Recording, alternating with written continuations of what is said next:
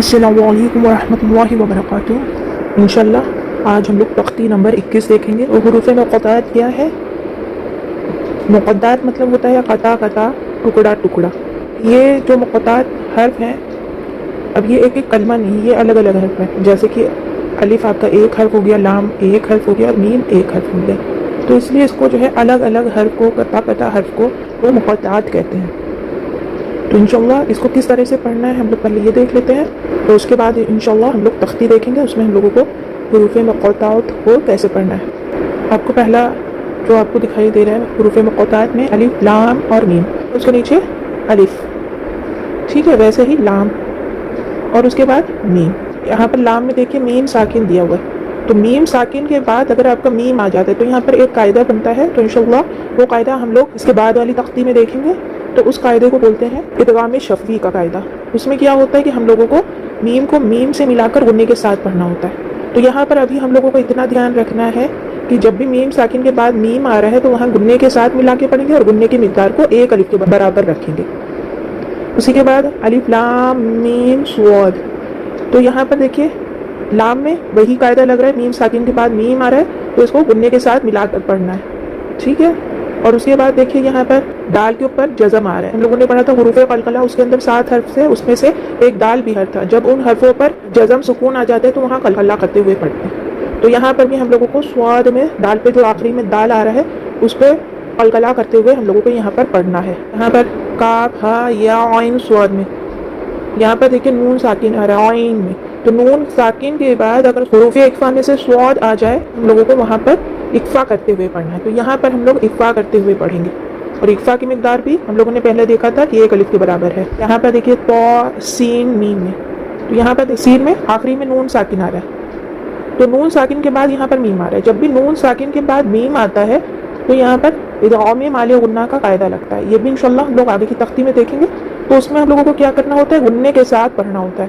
تو یہاں پر بھی ہم لوگ غنے کے ساتھ پڑھیں گے، اور غنے کی مقدار ہم لوگ ایک الف کے برابر رکھیں گے۔ اس کے بعد دیکھیے یہاں پر صاد، اس میں کیا ہے، دال میں جزم آ رہا ہے۔ تو جو حروف قلقلہ میں سے دال بھی آتا ہے، قلقلہ پہ جزم آتے ہیں تو وہاں قلقلہ کرتے ہوئے پڑھتے ہیں۔ تو یہاں پر دال پر جزم آ رہا ہے اس لیے یہاں پر بھی قلقلہ کرتے ہوئے ہم لوگ یہاں پر پڑھیں گے۔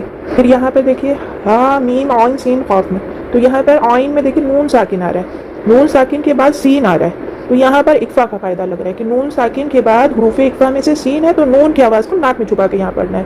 پھر سین میں دیکھیے اس میں بھی نون ساکن آ رہا ہے آخری میں، تو کیا کرنا ہے ہم لوگوں کو، نون ساکن کے بعد یہاں پر قاف آ رہا ہے، تو نون ساکن کے بعد قاف آتا ہے تو بھی اقفا کر کے پڑھتے ہیں۔ نون ساکن کے بعد حروف اقفا میں سے قاف ہے تو نون کی آواز کو ناک میں چھپا کر پڑھیں گے، ٹھیک ہے۔ تو یہاں پر دونوں میں نون ساکن کے بعد اقفا آئے گا، عین میں بھی اور سین میں بھی اقفا کرتے ہوئے پڑھیں گے ہم لوگ یہاں پر۔ تو الحمدللہ یہ سارے قاعدے کو ہم لوگوں کو دھیان میں رکھنا ہے، اور اسی حساب سے ہم لوگ تختی میں کیسے پڑھنا ہے اس کو ہم لوگ دیکھ لیتے ہیں۔ تختی نمبر 21 حروف مقطعات۔ اعوذ باللہ من الشیطان الرجیم، بسم اللہ الرحمن الرحیم، الف لام میم۔ لوگ دیکھ رہے ہیں کہ الف الگ حرف ہے، لام الگ حرف ہے، اور میم الگ حرف ہے۔ تو لام پر مد آ رہا ہے تو مد کی مقدار ہم لوگوں کو 3 الف کے برابر کھینچنی ہے، اور میم کے اوپر تشدید آ رہی ہے تو وہاں پر ایک الف کی مقدار گننا بھی کرنا ہے اور مد بھی کھینچنا ہے۔ اس لیے اس کو کس طرح سے پڑھیں گے، الف لام میم۔ اس کو توڑ توڑ کے نہیں پڑھیں گے ایک دوسرے میں، اب لام کو میم سے ملایا، گننا کیا، اور پھر میم کو پڑھ دیا، الگ الگ توڑ توڑ کے ساتھ نہیں پڑھیں گے، ساتھ میں پڑھیں گے، یہ بھی دھیان رکھنا ہے ہم لوگوں کو۔ چلیے پھر اب آگے دیکھتے ہیں، الف لام میم صاد، الف لام را، الف لام میم را، کاف ہا یا عین صاد۔ اب یہاں پر عین میں اقفا کریں گے، اور صاد میں دال پر جزم تھا جو ہم لوگوں نے پہلے دیکھا تھا، تو یہاں قلقلہ کرتے ہوئے ہم لوگ پڑھیں گے، طٰہٰ طاسیم میم،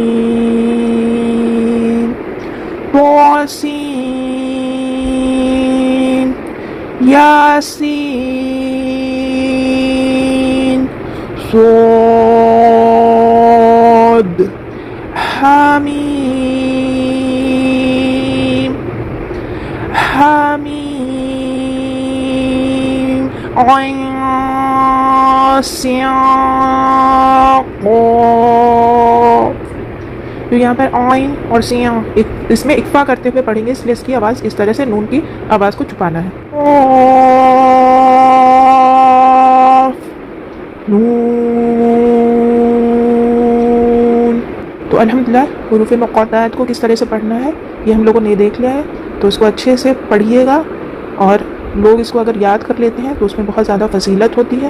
یاد کر لیں گے تو بہت فضیلت کا باعث ہوتا ہے. تو انشاءاللہ یہ ہم لوگوں کی کلاس نمبر 76 ہے. تو اس کو اچھے سے سمجھیے گا کس طرح سے اس کو پڑھنا ہے، اور اچھے سے اس کو اگر یاد ہو جائے تو یاد کر لیجیے گا. السلام علیکم ورحمۃ اللہ وبرکاتہ. جزاک اللہ خیر.